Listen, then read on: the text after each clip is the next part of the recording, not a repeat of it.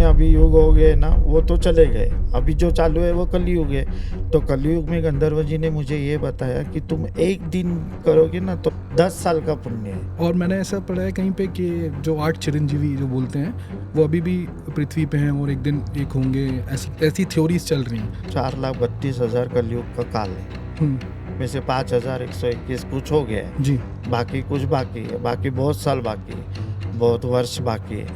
तो अभी कुछ नहीं है, अभी कुछ नहीं। गंधर्व जी ने मुझे बोला कि अभी राहु का अमल चल रहा है पूरी पृथ्वी पर, राहु जी का, इसीलिए टेक्नोलॉजी बहुत बढ़ेगी आगे। कोई प्रमाण अगर कोई दे पाए किसी तरीके से, ये बता पाए कि ये सच है, ये कैसे हो सकता है? इसका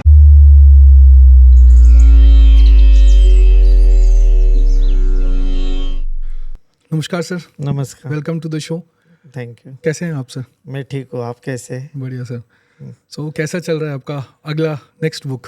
हम इस बुक की तो बात करेंगे, बट अगले बुक का क्या प्रोसेस चल रहा है अभी? मेरा अगला बुक मैं लिख रहा हूँ, ये बुक को कितना प्रतिशत मिलता है उसके हिसाब से फिर मैं पब्लिश करूँगा अगला बुक। लेकिन अगला बुक जैसे मुझे गंधर्व जी बोल रहे हैं, मेरे पिताजी बोल रहे हैं, लेट फादर, वैसे मैं लिख रहा हूँ बुक। अच्छा। अगला बुक तो पहला बुक जो आपका है जिसका टाइटल है व्हाट हैपेंस आफ्टर डेथ, उसका जर्नी बताइए। क्या कैसे इंस्पायर हुए वो लिखने के लिए, और कैसे कैसे किसने गाइड किया आपको? एक्चुअली क्या हो गया, मेरे फादर है ना वो बहुत एक अच्छे इंसान थे, जॉली थे वो, और सब लोगों की हेल्प करने वाले थे। तो जब मतलब वो घर पे थे तो अचानक उनको पैरालाइज का अटैक आ गया 2020 में। तो हम लोग ने फोर्टिस में उसका ट्रीटमेंट वगैरह सब किया और फिर वो अच्छे हो गए थे। तो फिर उनको 16 अगस्त को उनको हार्ट अटैक से उनकी डेथ हो गई। तो 16 अगस्त 2020 2023 में उनकी डेथ हो गई 16 अगस्त को, तो हार्ट अटैक की वजह से। तो फिर मेरे को एकदम शॉक लग गया, मम्मी को भी शॉक लग गया, क्योंकि वो हमारे साथ मतलब वो एक जॉली इंसान थे, हमारे साथ बहुत अच्छा बात करते थे, सबके साथ वो ऐसा मिलजुल के रहते थे। तो मेरे को तो बहुत शौक लग गया। और फिर बाद में सब अंत्यविधि करने के बाद मैं जब घर पे आया ना तो मेरे को थोड़ा सा फील हो गया। जब मैं घर पे आया ना तो कोई लोग थे, उनमें से मेरे पिताजी वहाँ बेडरूम में खड़े, ऐसा मुझे आपको फर्स्ट दिखे टाइम वो? दिखा। आपको दिखे? हाँ, जिस दिन उनकी डेथ हो गई और अंत संस्कार में करके आया तब। और मैं समझ मतलब गया कि अंतिम संस्कार करके जब आप घर पे आए तो आपको दिखे वो? हाँ दिखे थे वो, मेरे को बेडरूम के वहाँ खड़े थे, वो दिखे थे। आपको डर लगा? मेरे को डर नहीं लगा, मैं तुरंत भाग गया बेडरूम के उधर, लेकिन वहाँ कोई नहीं था। तो अच्छा। उससे बाद में सब जन जाने के बाद मैं और मम्मी अकेली थी। मम्मी को तो बहुत शौक लगा था, मैंने मम्मी को बहुत समझाया वगैरह। और उस दिन तो मेरे सपने में वो नहीं आए पिताजी, लेकिन दूसरे दिन उनके 16 अगस्त में 17 अगस्त को दूसरे दिन वो मेरे सपने में आ गए और मुझे बोला कि मेरी तो अचानक डेथ हो गई है, तुम लोग डरना मत, तुम लोग अपना ये रोज का चालू रखना। तो मैंने पिताजी को बोला कि आपको डेथ के बाद क्या हो गया, मतलब कैसे अचानक डेथ हो गया, क्या हो गया आपको, क्या महसूस हो गया? तो उन्होंने मुझे कहा कि मैं अभी बता नहीं सकता हूँ ये सब बात, क्योंकि वो अलाउड नहीं है ऊपर से। तो मेरे को थोड़ा गिल्टी फील हो गया। तो बाद में मेरे सपने में 2012 से गंधर्व जी आते हैं, चित्रसेन, जो मेरे बुक में लिखा हुआ है सब। चित्रसेन कौन है पहले तो ये बताइए जिनको नहीं चित्रसेन पता है। गंधर्व है। गंधर्व कौन होते हैं? गंधर्व एक्चुअली वो स्वर्ग में इंद्रलोक के पास वो नृत्य संगीत कला ये सब करते, मतलब आर्टिस्ट है वो, बहुत बड़े आर्टिस्ट है। गंधर्व शादी भी होती है, अलग अलग शादियाँ होती है, उसमें गंधर्व विवाह भी होता है जी। और गंधर्व सब क्षेत्र में निपुण है गंधर्व। और गंधर्व ज़्यादा करके देवताओं के साथ होते हैं। वो हमेशा जब देवताओं का और राक्षसों का असुरों का युद्ध होता है ना, तब गंधर्व उनके साथी होते हैं, उनके साथी थे और अब फ्यूचर में भी साथ में ही रहेंगे। तो ये जो चित्रसेन गंधर्व जो है ना, वो मेरे सपने में आते हैं आपने बोला 2012 में पहली बार आए थे, 2012 में पहली बार आए थे। तो उससे पहले क्या हुआ था? उससे पहले मुझे कुछ नहीं था, मतलब बचपन से आपको ऐसे बचपन जब मेरे मम्मी डैडी ने एक भगवान शंकर की मूर्ति लाई थी, तब मैं 5 साल का था। तो एक प्लास्टर ऑफ पेरिस की भगवान शंकर की मूर्ति लाई थी, तो वो मुझे इतना अट्रैक्ट कर गई ना कि मैं दूसरे दिन से उसकी पूजा करने लगा। 5 साल की उम्र 5 से? साल की उम्र में, और मेरा भगवान शंकर के साथ बहुत अटैचमेंट है, मतलब बचपन से ही बहुत अटैचमेंट है। और मैंने बहुत जप किया है ओम नमः शिवाय का, बहुत। आपको एक कहानी बताता हूँ मैं, मेरे साथ जो रियल में घटी हुई है, कि मैं 2006 में बहुत बीमार पड़ गया था, और मुझे हॉस्पिटल में अंधेरी में हम लोग रहते थे, और हॉस्पिटल में एडमिट कर दिया।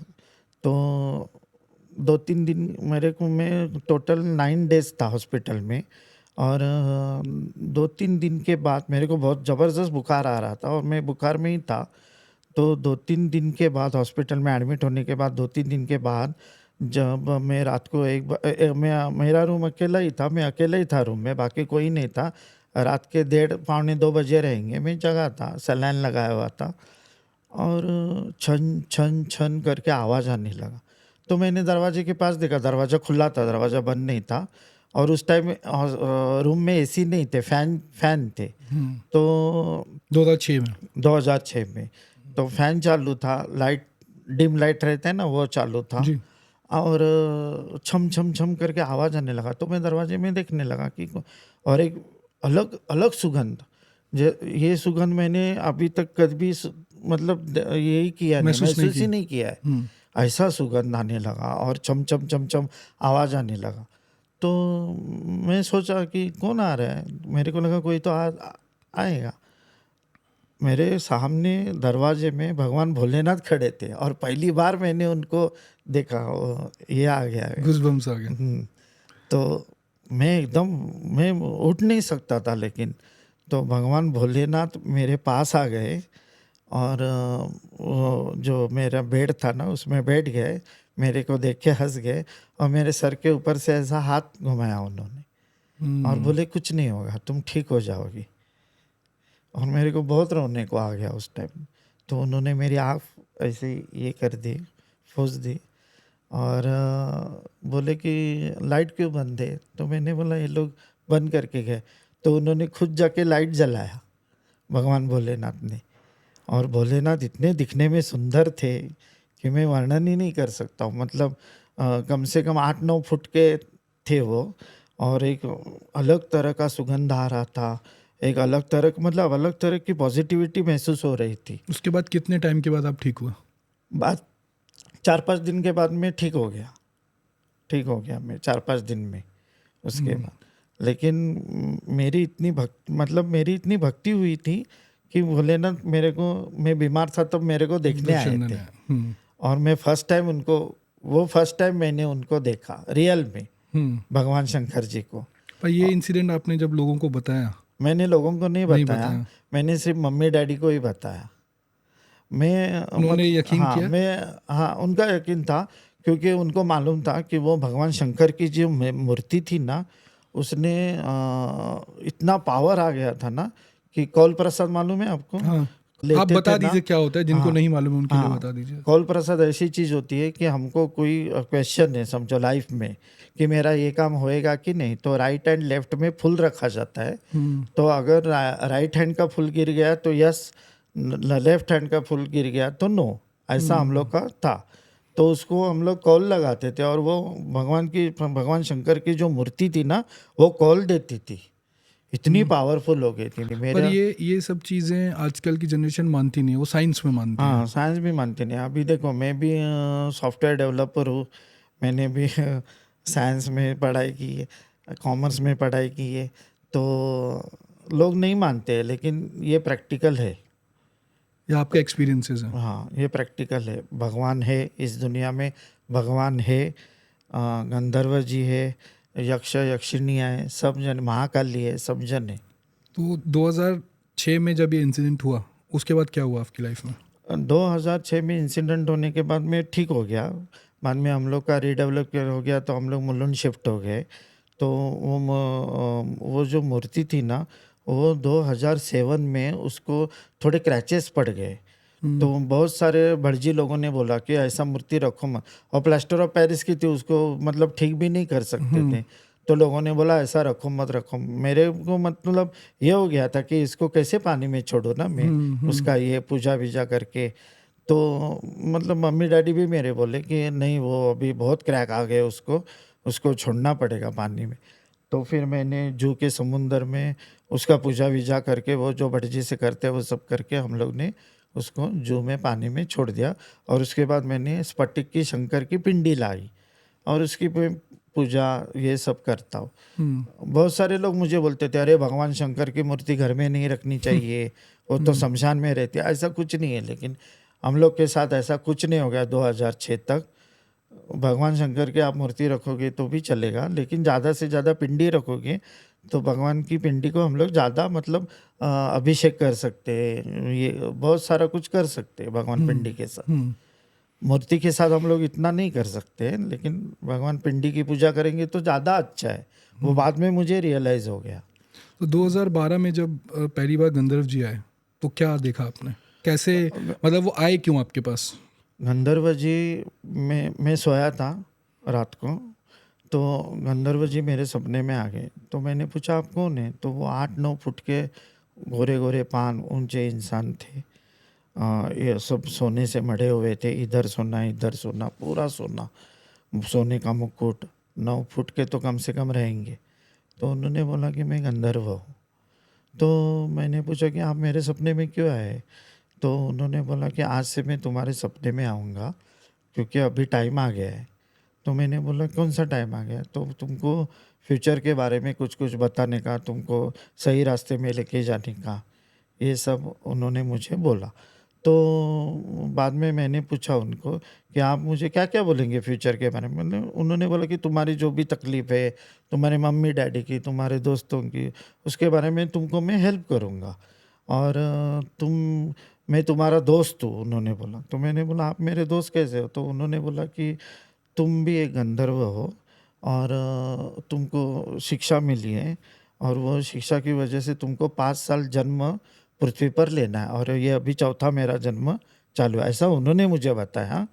तो मैं बोला अच्छा ऐसा है क्या? तो उन्होंने बोला कि मैं आज से आऊँगा आपके सपने में और आपको मैं हेल्प करूँगा, मैं आपका दोस्ती हूँ, हम लोग पहले दोस्ती थे स्वर्ग में, हम्म, ऐसा उन्होंने मुझे बताया। और उसके बाद फिर पहले टाइम मेरा विश्वास नहीं था ज़्यादा, लेकिन फिर उसके टाइम में उन्होंने मुझे सब बोलना शुरू किया कि ये होने वाला है, वो अब वो घटित होता था, हम्म, रियल में होता था वो चीज़। हम्म, जैसे कि हमारा जो फैमिली डॉक्टर था, उसका जो उसके उधर एक काम करने वाला आदमी था, वो ऑफ हो जाएगा, तो वो ऑफ हो गया। ऐसा जो इससे बहुत मतलब सारी जो बातें हाँ, बताई बहुत उन्होंने। सारी बातें ऐसी मुझे कि हम्म, ये लड़के के साथ दोस्ती मत करो, ये डेंजर है। हम्म, ऐसा बहुत सारे मुझे बहुत सारे ये घर, अभी हम लोग भाड़े पे रहते थे ना मुल्लुंड में, हम्म, तो ये घर मत ले लो, ये ले लो, ये अच्छा है, ऐसा सब कुछ उन्होंने बताया मुझे।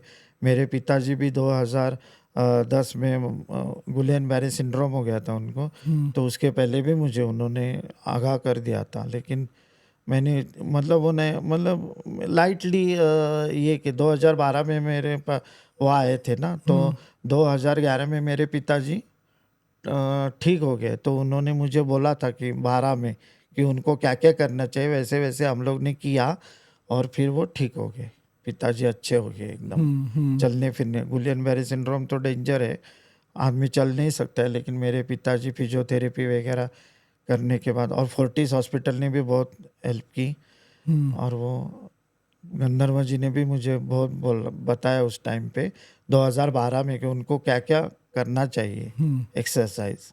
गंधर्व जी सिर्फ आप ही के पास क्यों हैं और किसी के पास क्यों नहीं, मतलब मेरा ये क्वेश्चन है कि और भी किसी के पास जाते हैं जैसे आपकी हेल्प करते हो, और भी किसी की हाँ, हेल्प करते जाते हैं? रहेंगे। उन्होंने बोला है कि जो जो इस पृथ्वी में जो जो लोग हैं, पुण्यवान लोग हैं, जो भगवान की आराधना करते हैं, सेवा करते हैं, नामस्मरण करते हैं, जाप ताप करते हैं, उनके पास गंधर्व जी जाते हैं, अप्सरा जाती है, यक्ष यक्षिनियाँ जाती है, बहुत सारे जन जाते हैं, खुद भगवान भी कभी कभी पर जाते। जनरली मुझे ऐसा होता गंधर्व है जी कि ने एक बात बताई कि इस पृथ्वी में अभी भी ऐसे लोग हैं इस पृथ्वी में ऐसे भी अभी लोग हैं, टोटल 6 लोग हैं, 6 वो आज भी स्वर्ग में जाते हैं और पृथ्वी पर वापस आते मतलब इंसान है। हैं, इंसान अच्छा।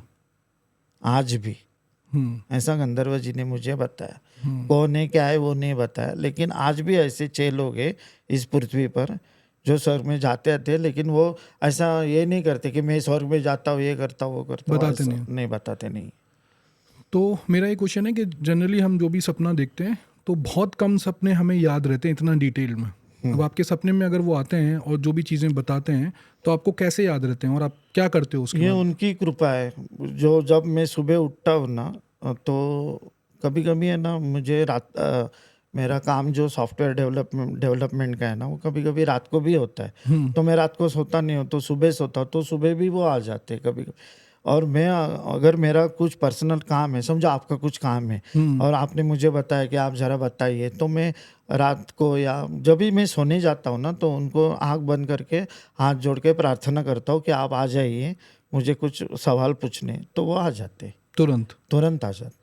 मतलब मेरे को इतनी पावरफुल नींद आती है ना कि कोई कितना भी नाचने दे, आवाज़ करने दे, मेरे को ज़बरदस्त नींद आती है और मैं सो जाता हूँ। तो आप बता रहे थे 2012 में जब वो आए पहली बार, तो क्या कहा उन्होंने? इससे पहले आपने 2023 में जब आपके पिताजी शांत हो गए थे, उसके बाद आपके पिताजी आए थे सपने में, तो आपने उनसे पूछा था कि क्या हुआ था उनको? उन्होंने बोला था हमें परमिशन नहीं है बताने की। परमिशन नहीं। 2012 में जब से आपके पास गंधर्व जी आना चालू हुए सपने में, तो ये बात आपने अपने माता पिता को बताई थी? हाँ, मैंने सिर्फ माता पिता को ही बताई थी।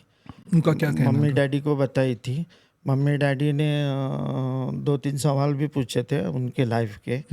तो उन्होंने मतलब कहा था कि अभी जो हमारे जो घर था ना अंधेरी का, जो हमको रीडेवलप में मिला था, वो गंधर्व जी ने हमको बोला था कि आप बेच के ठाणा चले जाओ। अच्छा। क्लियर कट बोला था। और इसीलिए हम लोग अंधेरी छोड़ने वाले नहीं थे। मेरे को तो वो घर बहुत पसंद था, लेकिन हम लोग को बोला था कि छोड़ो तुम लोग ये घर। तो 2023 में जब वो आए, मतलब आपके पिताजी के जाने के बाद, तब क्या हुआ?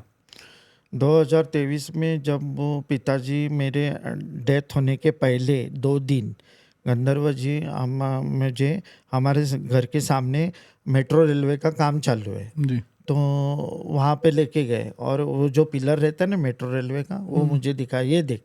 तो मैंने देखा और वो पिलर थोड़े 2-3 मिनट के बाद पूरा गिर के तहस महस हो गया आपके सामने ही? मेरे सामने, सपने में। हाँ, ये सपने में? हाँ। तो मैं बोला इसका अर्थ क्या है? तो मैं बोले अभी तेरे को 2 दिन के बाद समझेगा। फिर मुझे वो बात समझ गई कि मेरा जो पिलर था वही चला गया। मेरे पिताजी चले गए, मेरा पिलर थे वो जी। पिताजी और मेरी बहुत अच्छी बॉन्डिंग थी, मेरे और पिताजी की। और मेरे पिताजी को क्या मतलब ऑफिस में कैसे ये करने का, कौन सा बिजनेस करने का, क्या करने का, वो गंधर्व जी ने बहुत एडवाइस की थी हम लोग को उस टाइम पे। तो आपने गंधर्व जी से पूछा कि क्या हुआ पिताजी को, मतलब पिताजी जब शांत हो गए मैंने उसके बाद जब उनको क्या गंधर्व हुआ? जी को पूछा ना कि मेरे पिताजी की डेथ होने के बाद क्या हुआ उनके साथ, तो उन्होंने बोला कि तुम्हारे पिताजी तुमको एक दिन बताएंगे। अच्छा। और वैसा ही हो गया। एक दिन मैंने बहुत सारे टाइम पिताजी को पूछा सपने में। मेरे पिताजी की डेथ होने के बाद पिताजी भी मेरे सपने में आते हैं, आज भी आते हैं। मुझे कभी कभी दिखते भी है वो, मतलब सपने में नहीं, रियल में दिखते हैं कभी कभी। तो उन्होंने मुझे गंधर्व जी ने मुझे बताया कि वो आपको बताएंगे कि क्या हो गया था। और सच्ची उन्होंने एक दिन मुझे परमिशन लेके, भगवान की परमिशन लेके मुझे बताया। क्या बताया उन्होंने? उन्होंने बताया कि उनकी डेथ होने के बाद जब उनका आत्मा शरीर से बाहर निकला ना, तो उनको एक 4-5 मिनट समझा ही नहीं कुछ कि क्या हो गया। वो अपने शरीर को ही देख रहे थे, आजू बाजू में किसी को देख नहीं रहे थे, अपने शरीर को। और सोच रहे थे कि मैं जाऊँ क्या अंदर, उस शरीर के अंदर जाऊँ क्या। तो लेकिन वो बोले कि मुझे बहुत गंदा लग रहा था वो शरीर। मुझे लग रहा था कि मैं जाऊँ और इन लोग के साथ वापस घुल मिल, लेकिन वो इतना गंदा लग रहा था शरीर कि मैं जा नहीं सका उसमें। और फिर उनको बाद में रियलाइज़ हो गया एक 4-5 मिनट के बाद कि अभी अपनी डेथ हो गई है और ये अपना आत्मा है। उनको रियलाइज़ हो गया है। फिर वो फर्स्ट मेरे अंकल के पास गए, उनके सपने में जब गए। जब एक मिनट रोक रहा हूँ आपको मैं, जब बॉडी से आत्मा निकलती है डेथ के टाइम पे, तो जैसे बोलते हैं, जैसे हमने सुना है कि कोई लेने आता है, तो उनको कोई लेने आया था कोई नहीं लेने आया था। ऐसा? हमने सबने उन्होंने बोला, गंधर्व जी भी मुझे बोला कि जब डेथ होती है ना तो कोई नहीं लेने आता है, अच्छा। कोई नहीं लेने आता है। बहुत एक्सट्रीम केस में अगर आप बहुत पुण्यवान हैं, बहुत, मतलब आपका जो पाप है वो ओनली 10 to 15% ही है, तो आपको लेने को स्वर्ग से आते हैं, स्वर्ग से। लेकिन यमलोक में से कोई आता नहीं है। ये मुझे गंधर्व जी ने भी क्लियर कट बोला और मेरे पिताजी ने भी बोल दिया। आप बता रहे थे पिताजी ने आपके अंकल के पास गए। हाँ, तो वो मेरे अंकल के पास सपने में गए, बाद में वो यूएस में गए, उनको न्यूयॉर्क देखना था, उन्होंने न्यूयॉर्क देखा। ऐसे उन्होंने मुझे बताया कि मेरे साथ ऐसा ऐसा। बाद में वो इधर उधर भटक ही रहे थे और कुछ कितने दिन तक? मतलब एक 5-6 महीने, 4-5 महीने तो भटक ही रहे थे वो। उनकी आत्मा भटक रही थी, उनको कोई लेने को नहीं आया था। अच्छा, मतलब वो ऊपर नहीं गए थे? नहीं गए थे, और वो खुद से ऊपर आत्मा जाती नहीं है, मुझे गंधर्व जी ने बताया। अलाउड ही नहीं है, अलाउड ही नहीं। जैसे हम लोग पृथ्वी पर रहते हैं वैसे आत्मा भी पृथ्वी पर रहती है। जब उनका टाइम आता है ऊपर लेने के जाने के लिए, तो उनको यमलोक से यमदूत लेने को आया मेरे पिताजी को, और मेरे पिताजी को वो लेके गए यमलोक में। ये मैंने पूरी कहानी मेरे जो अभी बुक है what's happen after the death, उसमें लिखी हुई है। उसके बाद क्या क्या हो गया मेरा पिताजी के साथ, उनका कितना परसेंटेज पाप था, तो क्या हो गया। जब मुझे ये बात पता चली कि पाप तो भुगतना पड़ता है, बहुत सारी शिक्षाएं होती है ऊपर, यमलोक में होती है शिक्षा होती है, और बाद में नर्क लोक में होती है। तो कुछ लोगों को यमलोक में शिक्षा मिलती है, कुछ लोगों को नर्क में शिक्षा मिलती है, ऐसे 2 पार्ट है। और गंधर्व जी ने मुझे ये भी बताया है कि आप ऊपर शिक्षा भोगते हैं, लेकिन आपका जब जन्म मिलता है ना, तो आपको वापस वही आपने जो कर्म किए है ना वो आपको भुगतने पड़ते। तो 2 टाइम हम लोग को वो, हम जो कर्म करते हैं ना, अभी मैं समझो इस जन्म में जो भी कर्म कर रहा हूँ अच्छा बुरा, वो मुझे स्वर्ग मतलब यमलोक में स्वर्ग में मिलेगा, और मुझे वापस जब मिलेगा तो पृथ्वी में भी वो मुझे मिलेगा अगले जन्म, अगले जन्म में। तो कर्म, गंधर्व जी क्या बोले, कर्म इम्पोर्टेंट है इंसान के लिए। अभी जो कलियुग चालू है ना, उसमें कर्म इम्पोर्टेंट है। जो अभी जो जितने अभी युग हो गए ना वो तो चले गए, अभी जो चालू है वो कलियुग है। तो कलियुग में गंधर्व जी ने मुझे ये बताया कि तुम एक दिन करोगे ना तो 10 साल तक, 10 साल का पुण्य है। आप समझो एक पूरा दिन आपके जो भगवान इष्ट, जैसे मेरे भगवान शंकर है, तो मैंने पूरा दिन ओम नमः शिवाय ओम नमः, जो पुण्य मुझे मिलेगा पूरा दिन का ना, वो 10 साल के बराबर मिलेगा।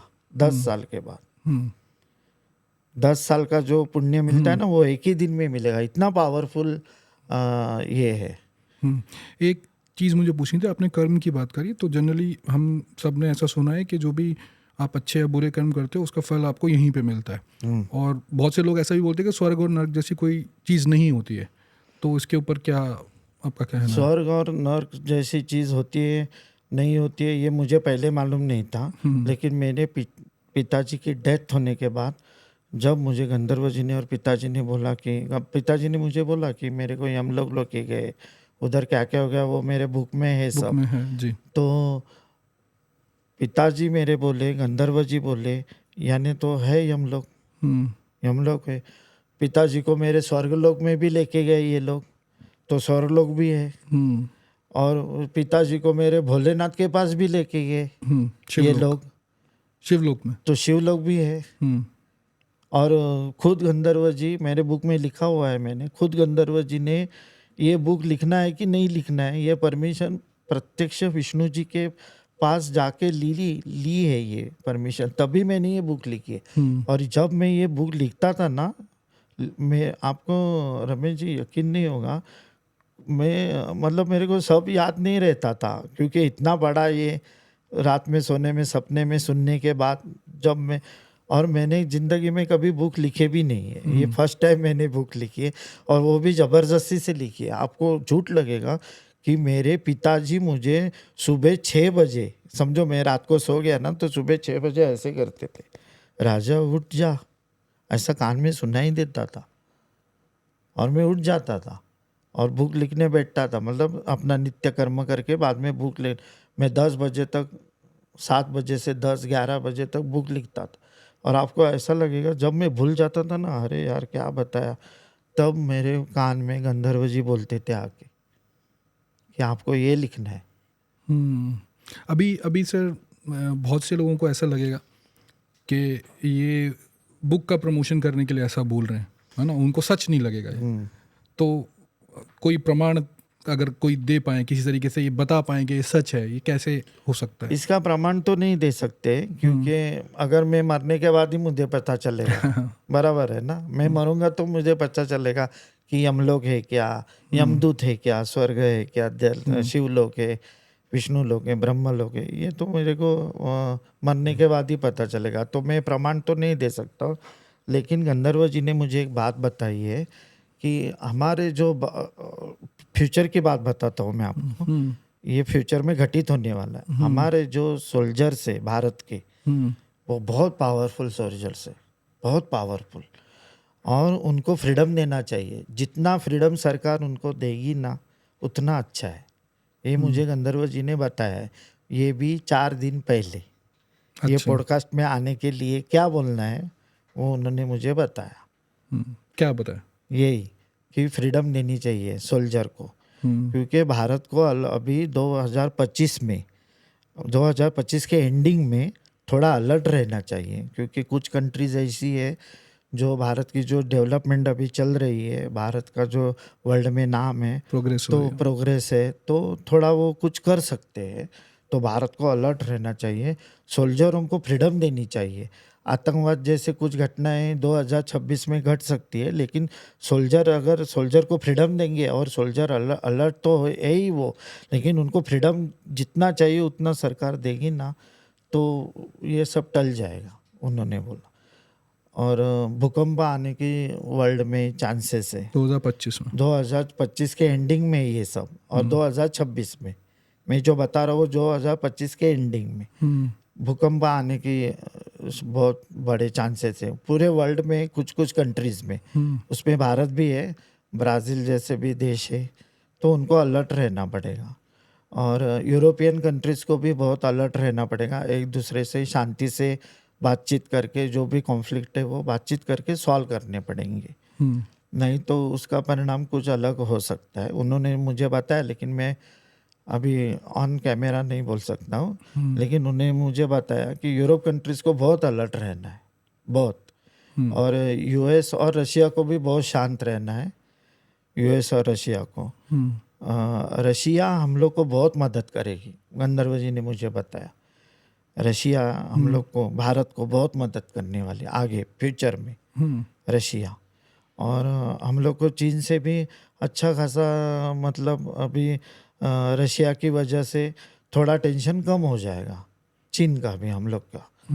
तो हम लोग को जो टेंशन है वो कुछ कंट्रियों के साथ है, मैं नाम नहीं लूँगा उनका, मुझे बताया उन्होंने, लेकिन मैं नाम नहीं लूँगा, लेकिन कुछ है, मतलब भारत को अलर्ट रहना पड़ेगा उन कंट्रियों के साथ, और यूएस को भी अलर्ट रहना पड़ेगा। यूरोप में तो मतलब युद्ध जैसी स्थिति आ सकती है, लेकिन वो शांति से अगर कुछ ये करेंगे ना तो वो सॉल्व हो जाएंगी, उन्होंने कहा। भारत एक शांति प्रिय देश है, गंधर्व जी ने मुझे बहुत बताया, वो शांति चाहता है, वो उसको लड़ाई झगड़ा ये सब पसंद नहीं है।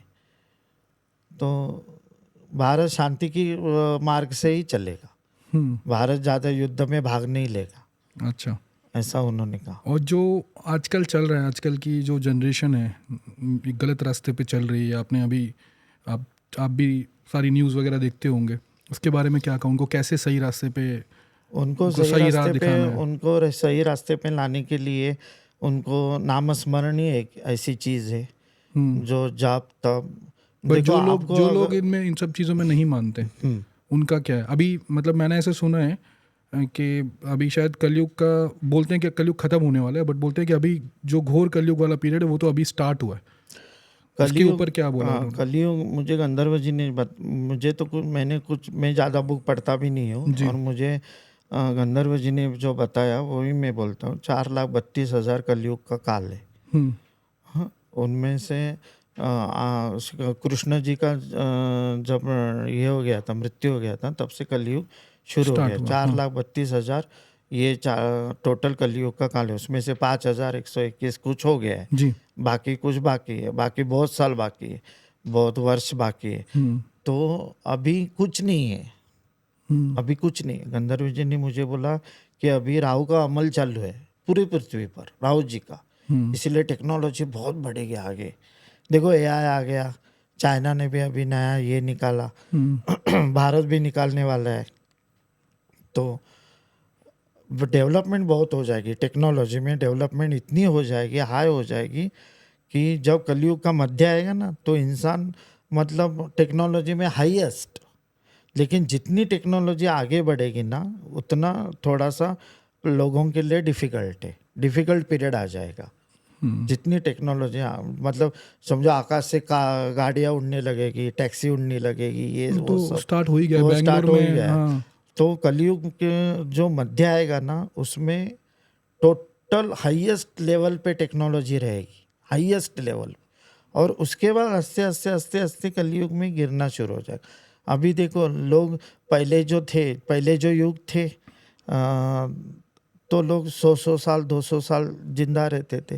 तो मैंने गंधर्व जी ने को पूछा, लोग तो 500 साल भी जिंदा रहते थे, वो कैसे रहते थे?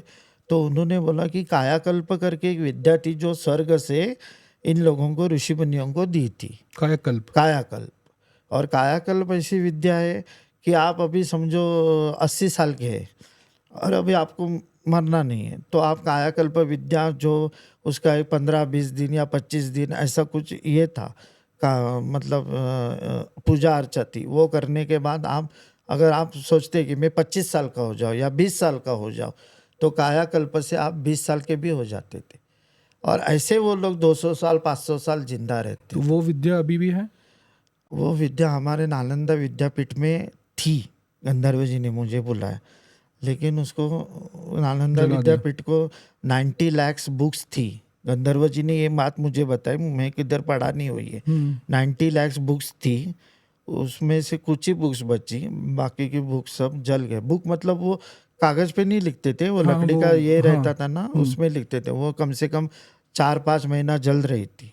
अच्छा। ऐसा खिलजी ने उनके ऊपर अटैक किया था और वो जल गए। उसमें बहुत सारी विद्याएं थी। ये जो एआई वगैरह है ना, जो हम लोग बोल रहे हैं, वो उस टाइम से हमारे पास है।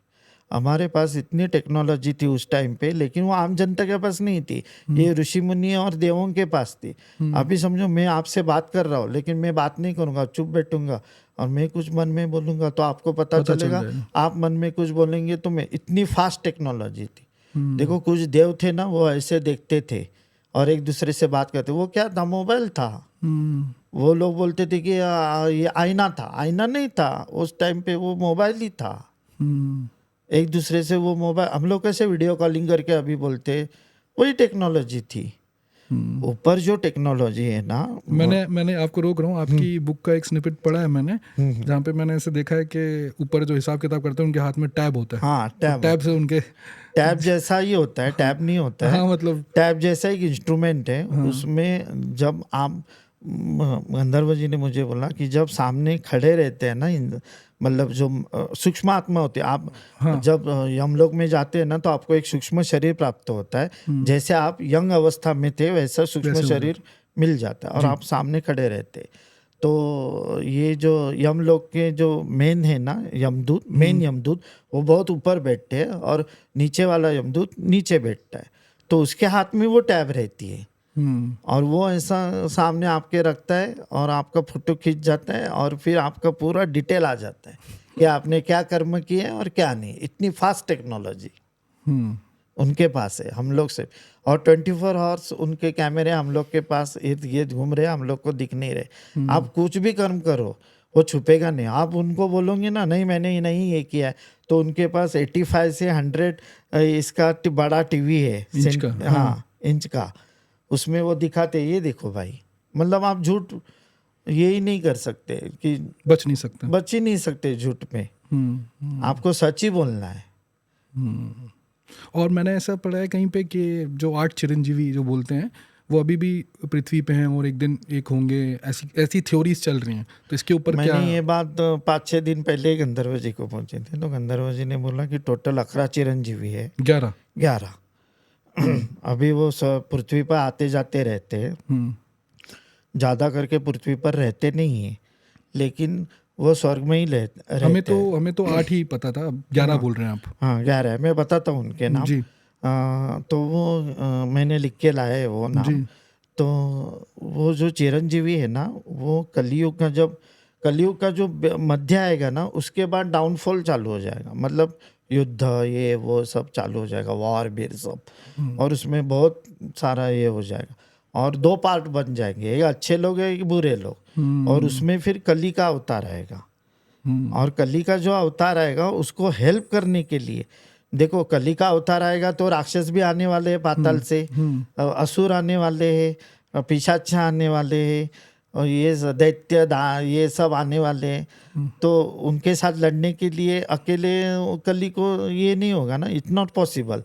तो ये 11 चिरंजीवी तब उनके पास आएंगे कल के अवतार के बाद। कल के अवतार में, और ये 11 चिरंजीवी ज़्यादा करके कैलाश पर ही ये होते। एक गंधर्व जी ने बात मुझे बताई थी 5 पहले कि अश्वत्थामा जी है ना, उनको पृथ्वी पे आए थे वो, और रह रहे थे, मतलब उसको 6 महीना हो गया, और उनको थोड़ा मतलब बुखार जैसा हो गया था उनको।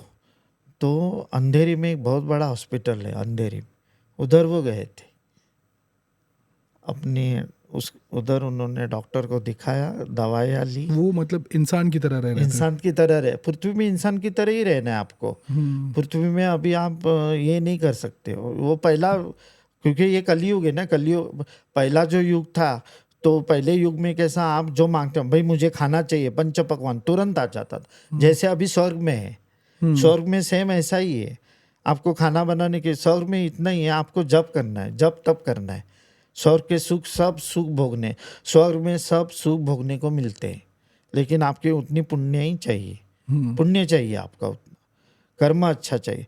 और विष्णु जी के पास तो रह नहीं सकते, विष्णु जी के पास आप अगर गए, समझो आपको लेके गए विष्णु जी के, तो विष्णु जी आपके साथ बात करेंगे, लक्ष्मी जी आपके साथ बात करेंगे, लेकिन वैकुंठ में कैसा है, 2-3 घंटा ही आप ज़्यादा रुक सकते। जो एक्सट्रीम लोग जो होते हैं ना, मतलब बहुत पावरफुल, जो वही विष्णु जी के साथ रह सकते हैं, मतलब हम लोग के जैसे लोग नहीं रह सकते। उसके लिए मतलब वन में जाके तपश्चर्या करो, ये सब वैसा करना पड़ता है। पर आज के टाइम में ज़रूरी है वन में जाना, कलयुग के टाइम पे? देखो क्योंकि लोगों अगर को अपनी रिस्पॉन्सिबिलिटीज़ भी हैं, सारी चीज़ें हैं। देखो अगर आपको ऐसा लगता है कि मुझे इस मोह माया से छुटकारा चाहिए, ये सब मोह माया है। हम लोग जो अभी देखो, मेरे को फ्लैट चाहिए, मेरे को अच्छे टी-शर्ट चाहिए, जीन चाहिए, गाड़ी चाहिए, ये सब मोह माया है। अगर उससे आपको छुटकारा पाना है, अगला जन्म नहीं चाहिए, देखो अगला जन्म आपको मानव का मिलेगा आप बोल नहीं सकते हो, आपको किसी का भी जन्म मिल सकता है, शेर का मिल सकता है, हाथी का मिल सकता है, किसी का भी मिल सकता है। तो हम लोग ऐसा बोल नहीं सकते ना कि तो इससे छुटकारा पाने के लिए आपको, अगर छुटकारा पाना है तो आपको भगवान की, इसके ज़रूरी नहीं है कि वन में ही जाओ, आप घर में ही कर सकते वही हो, मैं पूछ रहा था। आप घर में ही कर सकते हो, लेकिन भगवान का बहुत करना पड़ेगा, नाम स्मरण। देखो भगवान को कुछ आपको देना है तो होम हवन करते हैं, वो होम हवन की जो हवा जो ऊपर जाती है ना, वो भगवान तक पहुँचती है। लेकिन भगवान का आप नामस्मरण करेंगे ना इस कलयुग में तो बहुत है, थोड़ा सा भी नामस्मरण रोज करेंगे। देखो 24 घंटा हमारे पास है, उसमें से 8-9 घंटा हम लोग सोते हैं समझो, तो बाकी के जो घंटे बचे ना, उसमें से आधा घंटा 1 घंटा तो दे दो। संडे को तो हम लोग को टाइम रहता है, सैटरडे संडे छुट्टी रहती है, तो थोड़ा 1 घंटा दे दो, नामस्मरण करो। ऐसा नहीं है कि पूजा अर्चा ही करो, ये करो वो करो सब करो, ऐसा कुछ नहीं है। जो गंधर्व जी ने मुझे बताया मैं बता रहा हूँ, नाम स्मरण आप बैठ के करोगे, माला जपोगे या हाथ जोड़ के करोगे, बहुत है आज के तारीख में, बहुत है। आप नाम स्मरण करना शुरू करो, बहुत सारी डिफ़िकल्टी आपकी आपको जो स्टेजेबल लगता है, जैसे मुझे 5 साल में, मैं बचपन में 5 साल का था, मुझे भोलेनाथ अच्छे लगे, मैं ओम नमः शिवाय का जप करता हूँ। बाद में आस्ते-आस्ते जैसे बड़े हो गया, तब मुझे चला कि बाबा शिव तांडव रहता है, दारिद्र्य दुःख दहन स्तोत्र रहता है, शिव लीला अमृत का मैंने पूरा पठन किया है। तो ऐसे आप करोगे तो नेचुरली आपके पास भगवान आएँगे। भगवान एक ऐसी चीज़ है, देव नहीं आएंगे, लेकिन भगवान एक ऐसी दयालु चीज़ है, और भगवान बोले ना तो सबसे दयालु है। आप थोड़ा भी करेंगे ना उनका, तो वो आपको हेल्प करेंगे। कितनी भी कठिन परिस्थिति हो, आप बोलेंगे ना भगवान मुझे इस परिस्थिति से छोड़ो, तो वो छोड़ देंगे। ये गंधर्व जी ने मुझे बताया, और मैंने अभी अनुभव किया है ये। जब जब मेरे ऊपर कठिनाई आई ना, मैंने भगवान भोलेनाथ से बोला ना, तो उन्होंने मुझे, आपको एक बात, मेरी अभी शादी नहीं हो गई, तो हम लोग मुलुंड में रहते थे ना, तो मैं भगवान भोलेनाथ को पहले से बहुत ये करता। तो मैं भाजी बीजी लेके वेस्ट से स्टेशन से आ रहा था ना, तो एक साधु के वेश में 9 फुट का आदमी, हाँ 9 फुट का आदमी मेरे सामने खड़ा हो गया। ये रियल में, सपने में नहीं? रियल में, सपने विपने में 9 फुट का आदमी मेरे सामने साधु के वेश में, कमंडलू हाथ में वो ये सब लेके, और वो मुझे बोला कि अरे राजा, पहचाने क्या मुझे? तो मैंने बोला नहीं पहचाना। अरे मैं शिव हूँ, शिव। तो मैंने बोला नहीं, मैंने आपको, मेरे को लगा कोई साधु रहेगा। मैंने बोला उनको, आपको कुछ चाहिए क्या, पैसे वैसे की ज़रूरत है क्या? नहीं नहीं नहीं, मुझे पैसे की कोई ज़रूरत नहीं। उन्होंने मुझे इतना बोल दिया कि बेटा तुम्हारी शादी नहीं होगी। ये कब की बात है? ये बात है 2013 की। वो 13 की, 13। 12 साल पहले। वाह। तो मैं बोला ठीक है, आपको कुछ पैसे वैसे की ज़रूरत है क्या? नहीं नहीं। और वो थोड़ा आगे गए और गायब हो गए आपके सामने? मेरे सामने। बहुत भीड़ थी, बहुत भीड़ थी, मैं देख रहा था, वो थोड़ा आगे गए, गायब हो गए। तो मैं बोला चलो जाने दो, कोई तो रहेगा। बाद में मैं जब सीढ़ियाँ चढ़ रहा था, ये वेस्ट से ईस्ट जा रहा था, तब मुझे पता चला ये शिव नहीं, ये भोलेनाथ आए थे बताने के लिए। और वैसे ही हो गया, मेरी शादी नहीं हो गई, मतलब कुछ अड़चने आ गई और नहीं हो गई, वैसे हो गया। पर ये जब जो बात आप अभी कर रहे हैं, अभी जब आप ये पॉडकास्ट में बात बता रहे हैं, आपने बोला अभी तक आपने किसी को बताया नहीं है पेरेंट्स के अलावा, ठीक है? अब आपकी बुक भी आ रही है जिसमें आपने ये सब लिखा हाँ, है, सब होता है। उससे लोगों को पता चलेगा, आपके रिश्तेदारों को, आपके फ्रेंड्स को। तो आपको क्या लगता है, लोग मानेंगे ये सब बातें?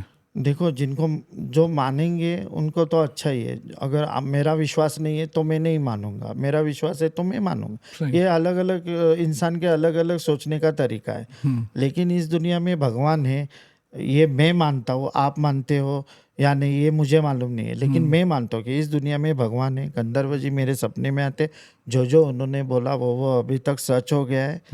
और बहुत सारा ऐसा कुछ चीज़ उन्होंने बोला है कि मैं ऑन कैमरा नहीं बोल सकता हूँ, लेकिन उन्होंने मुझे जो बोला वो सच हो गया। उन्होंने और क्या बोला आपको पॉडकास्ट में बात करने के लिए? मुझे यही बोला पॉडकास्ट में बात करने के लिए कि ये ना अपने चिरंजीवी के बारे में पूछा। हाँ, चिरंजीवी 11 चिरंजीवी का नाम बताना। 11 चिरंजीवी का नाम मैं बताता हूँ। और उन्होंने बोला कि कुछ लोग अभी भी है जो अप्सराओं की साधना करते, लेकिन उन्होंने बोला कि मतलब अप्सराओं की साधना करो।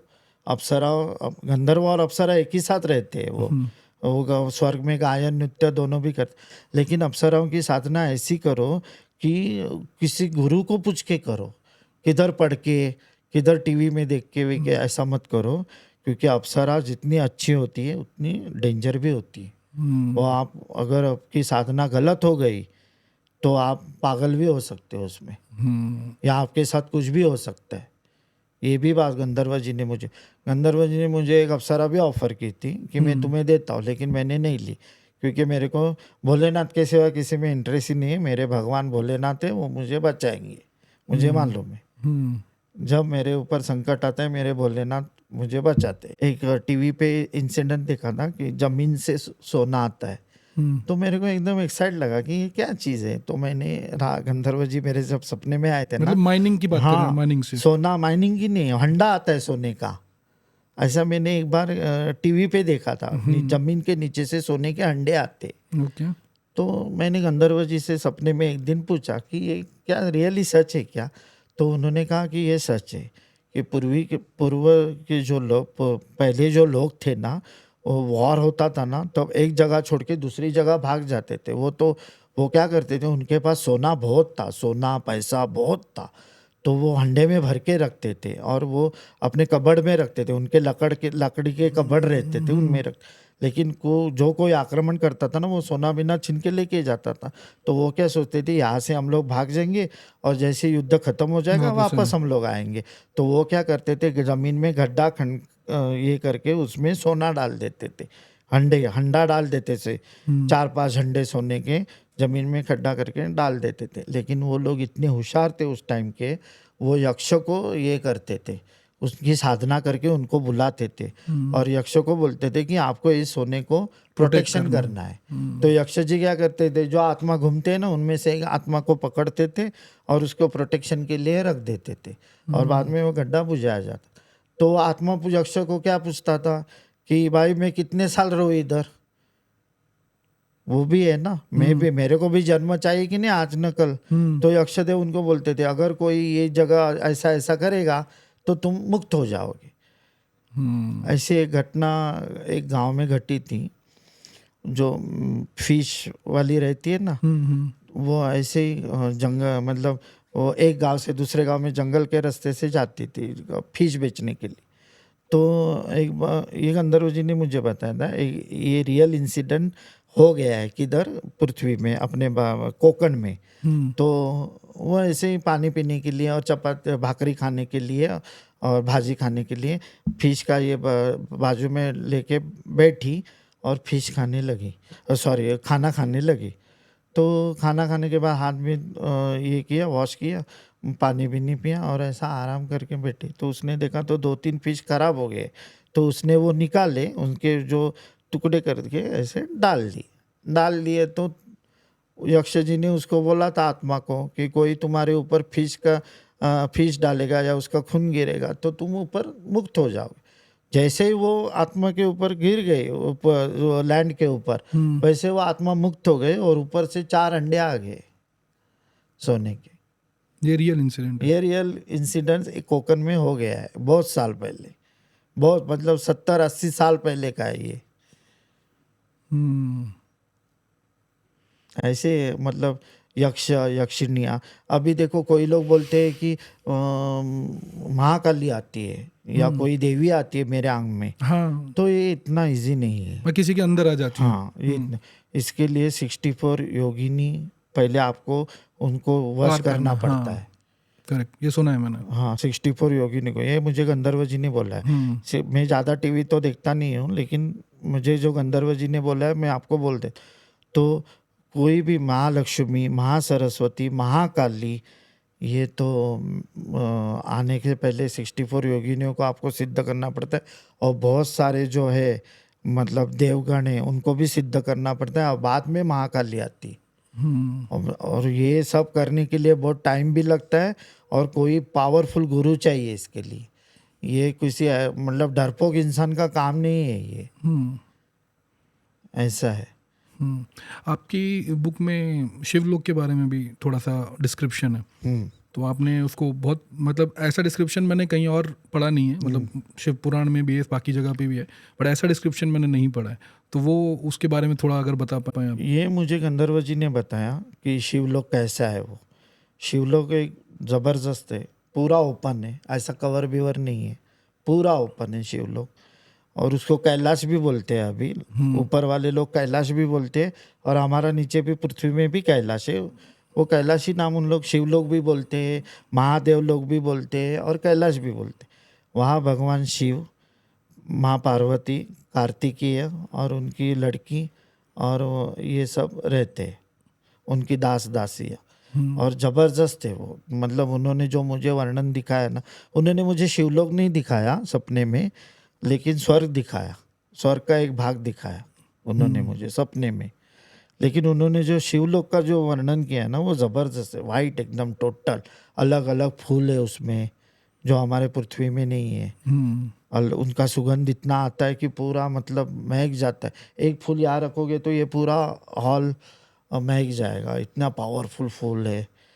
बहुत सारा मतलब अलग अलग पक्षी है, पानी एकदम नीला नीला शार्प है, पानी की टेस्ट एकदम ज़बरदस्त है। और भगवान भोलेनाथ तो कुछ बोल ही नहीं सकते, वो तो कितने भी बड़े हो सकते हैं, कितने भी छोटे हो सकते हैं। उनका जो वासुकी नाग, आप एक बात सोचो, वासुकी नाग इतना बड़ा है तो भोलेनाथ कितने बड़े होंगे, हम्म, और भोलेनाथ इतने बड़े हैं तो उनका नंदी देव कितना बड़ा होगा। तो नंदी देव बहुत बड़े भी होते हैं और बहुत छोटे भी हो जाते। उनके पास वो विद्या है, छोटा से छोटा, जैसे हनुमान जी कैसे इतना सा भी हो सकते थे और बहुत बड़े भी हो सकते थे, सेम वैसा है। और हनुमान जी भगवान शंकर का रूप है, रूप है, जो रुद्र रूप है। राम के, भगवान राम के लिए मदद के लिए आए थे, और वो अभी कल्कि को भी मदद करने के लिए आने वाले हैं। हाँ, मैं इंटरेस्टेड हूँ 11 चिरंजीवी के नाम में। आप हाँ, नाम मैंने बता। लाया है 11 जी। चिरंजीवी के नाम, मैं बताता हूँ आपको। तो मैंने वो लिख के ही लाया है 11 चिरंजीवी का नाम, क्योंकि कभी कभी याद नहीं रहता है ना। तो ये जो 11 चिरंजीवी है ना, ये बहुत हेल्प करने वाले हैं कल्कि को। कल्कि भगवान आएंगे ना, कल्कि मतलब विष्णु का ही अवतार है। 11 जो ये है चिरंजीवी है, उनमें से आपको तो मालूम है, अश्वत्थामा है, बलि राजा है, व्यास, वेद ऋषि व्यास है, हनुमान जी है, विभीषण है, कृपाचार्य है, और भगवान परशुराम। ये भगवान परशुराम जी है ना, इनके बारे में मुझे थोड़ा बोलना है। जी, बोलिए। ये जो बहुत पावरफुल योद्धा है, जैसे गंधर्व पावरफुल योद्धा भी है ना, वैसे एक पावरफुल योद्धा है परशुराम जी। इतने पावरफुल योद्धा है, और इनकी बहुत कलयुग में हेल्प होने वाली है। और इसके बाद ऋषि मार्कंडे है, और ऋषि मार्कंडे के बाद महर्षि दुर्वासा है, जामवंत और मयासुर, ऐसे टोटल। जामवंत और मयासुर राक्षस था, लेकिन उनको भगवान ने ये कर दिया है कि तुम चिरंजीवी, उन्होंने एक अच्छा काम किया, उनको ये कर दिया कि तुम ये चीज़ चिरंजीवी जो हो। 11 चिरंजीवी आपने बोला, ये कहीं किसी हमारे पुराण में किसी में जिक्र है इनका? इनका जिक्र है कि मालूम नहीं मुझे, लेकिन ये मुझे 11 नाम गंधर्व जी ने बताया कि ये अभी भी पृथ्वी में आते हैं, 5-6 दिन रहते हैं, 1-2 दिन रहते हैं और वापस स्वर्ग जाते हैं। उनका क्या पर्पस होता है आने का?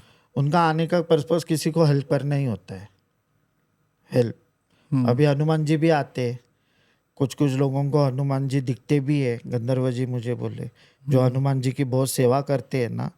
हनुमान जी इतने भोले हैं ना, जैसे भगवान शंकर बोले वैसे ही बोले।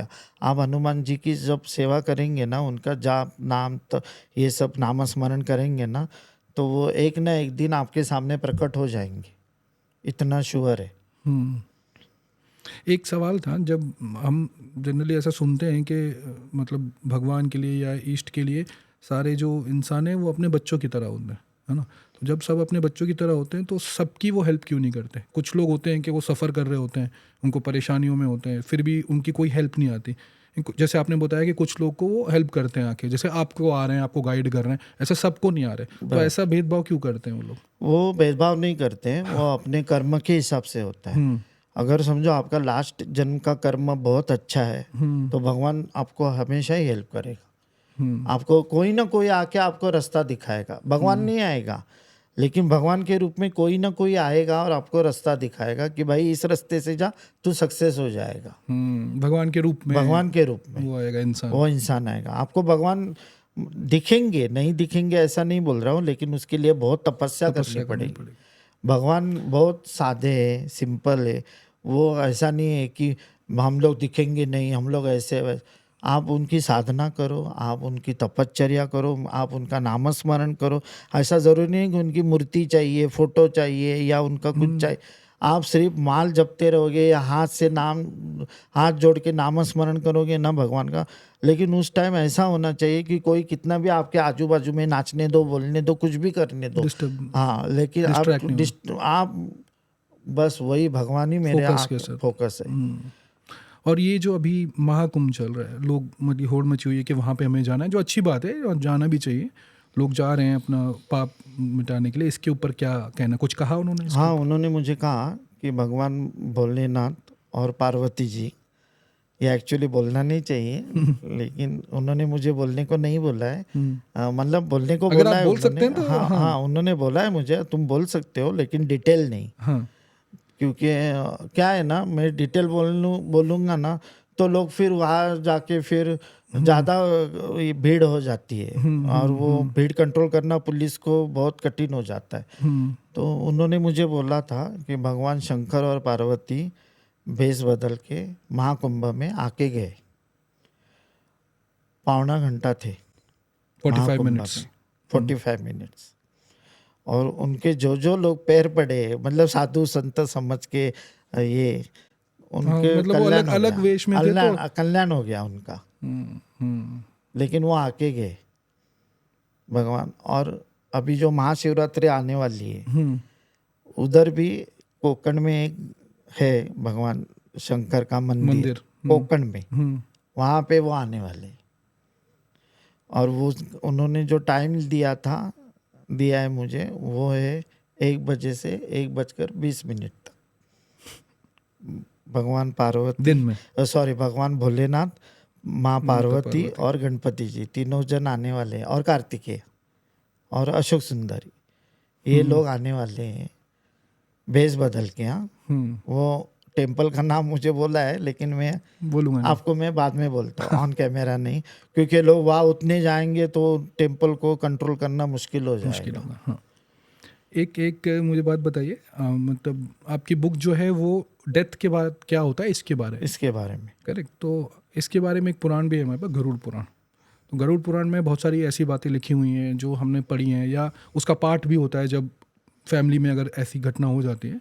तो क्या सिमिलैरिटीज़ हैं उनमें और कैसे मतलब इसको देखते देखो, हैं? गरुड़ में आपको पहले ही बोला था, मैं ज़्यादा टीवी भी नहीं देखता हूँ और ज़्यादा बुक भी नहीं पढ़ता हूँ। मैं जो बुक पढ़ता हूँ ना, मुझे जो इंटरेस्ट है ना, वो सब सॉफ्टवेयर के ही, टेक्नोलॉजी के ही है। अच्छा, आपने कोई पुराण वगैरह मैं नहीं गरुड़ पढ़ा? पुराण कभी पढ़ा नहीं हूँ, और ना मुझे गरुड़ पुराण के बारे में किसी ने बताया, ना मेरे मम्मी ने, ना मेरे डैडी ने।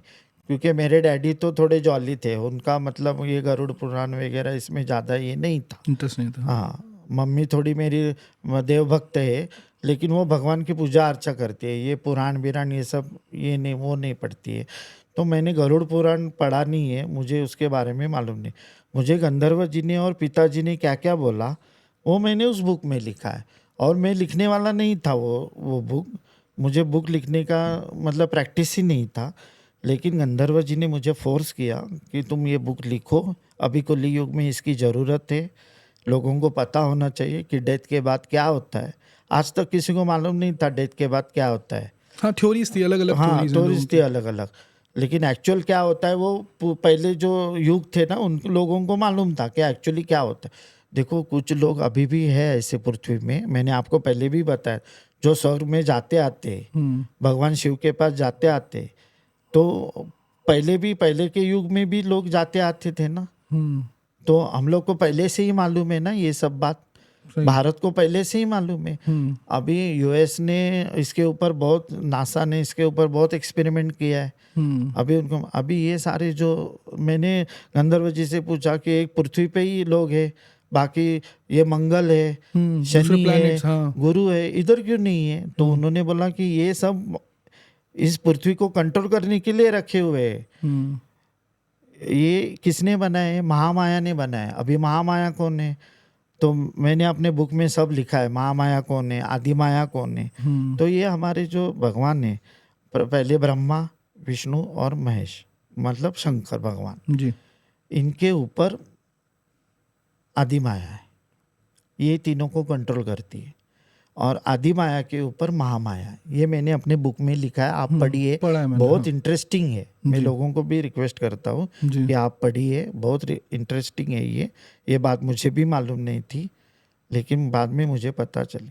तो महामाया का मेन जो रोल है इन ग्रहों को बनाना। हमारी एक आकाशगंगा है ना, वैसी बहुत सारी आकाशगंगा है, और हमारी जैसी पृथ्वी वैसे 9 पृथ्वीज है। 9 पृथ्वीज है टोटल, ये गंधर्व जी ने मुझे बताया। तो 9 पृथ्वी। वहाँ के लोग यहाँ आ सकते हैं? वहाँ के लोग यहाँ आ सकते हैं, लेकिन कलयुग के बीच में यहाँ वहाँ के लोग आएंगे, वो कल्कि को हेल्प करने के लिए आएंगे।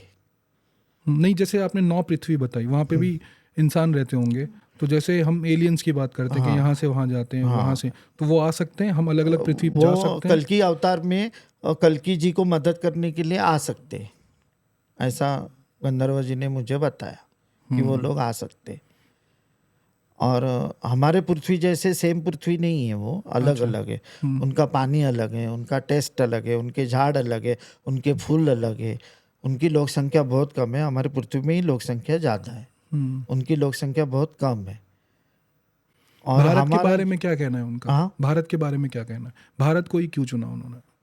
ये तो हमें पता है, हमें तो शुरू से पता है कि भारत को क्यों चुना है, बट मैं जस्ट पूछ रहा हूँ कि जब उनका ये क्या। पृथ्वी का निर्माण हो गया था ना, गंधर्व जी ने मुझे बताया, जब ये पृथ्वी का निर्माण हो गया था ना, तो इन्होंने, महामाया ने आदि माया को बोला कि अभी देखो 17 कोटि साल पहले डायनासोर थे, 6 कोटि साल पहले वो खत्म हो गए, उसके बाद ये सब युग चालू हो गए। मतलब डायनासोर 17 कोटि साल पहले थे, मतलब ये पृथ्वी कितनी जूनी है। तो जब महामाया ने ये पृथ्वी बनाई, ये पृथ्वी भी कैसी बनाई, पहली एक पृथ्वी बनाई थी, उसके बाद वो कैंसिल कर दी, उसके बाद ये पृथ्वी। तो वो मेरे बुक में सब लिखा हुआ है, आप पढ़िए वो, कि ये पृथ्वी का जन्म कैसे हो गया। तो ये जब पृथ्वी बन गई ना, तो अभी पहले तो प्राणी थे सब, पशु पक्षी प्राणी सब थे, जो ब्रह्मा जी ने बनाया। ब्रह्मा जी को आदेश था महामाया का कि आपको ऐसा ऐसा सब कुछ बनाना है, और ब्रह्मा जी ने कम से कम 400 से 500 लोग अपने लगा के इस पृथ्वी का निर्माण किया।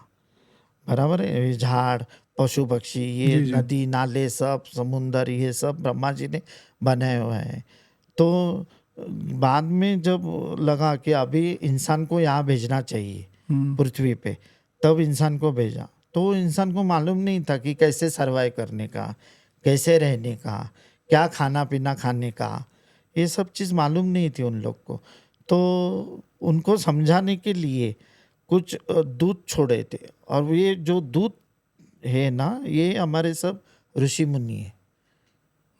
और उन्होंने वो ये हम लोग को सिखाया कि देखो तुमको ऐसे रहना है, ऐसे बिहेव करना है, ऐसा घर बनाना है, ऐसा एक दूसरे जी के जी साथ मिल जी। बांट के खाने का है, एक दूसरे के बारे में अच्छी सी ये करना है, भगवान की पूजा करनी है। पहला जो युग था उसमें आप जो अभी आपने मांगा पंच पकवान दे दो तो तुरंत आता था, अभी आपको मेहनत करनी पड़ेगी, तो ही आपको पैसा मिलेगा, तो ही आपको खाना मिलेगा, जी जी जी। क्योंकि ये कलयुग है। कलयुग में ऐसा है नहीं, लेकिन पहले युग में ऐसा ये सब था। जी जी। ठीक है सर, अब मतलब आपका इतना एक्सपीरियंस आपने जो बताया, आई होप वो सारा बुक में है, आपकी बुक में है। आप यस, सेकंड बुक भी लिख रहे हैं, तो लिख जब रहा हूँ। सेकंड बुक जब आएगी तो उसके बाद हम और डिटेल में ये बुक इसके अगर ऊपर। अच्छी, ये बुक अगर अच्छी चल गई, जी जी। लोगों ने ज़्यादा से ज़्यादा इसको पढ़ा, तो मैं दूसरी बुक जरूर लाऊंगा। ज़रूर सर, आप हाँ बुक लाइए और हम दूसरा पॉडकास्ट ज़रूर करेंगे। जी, thank you very much for coming. Okay, thank you.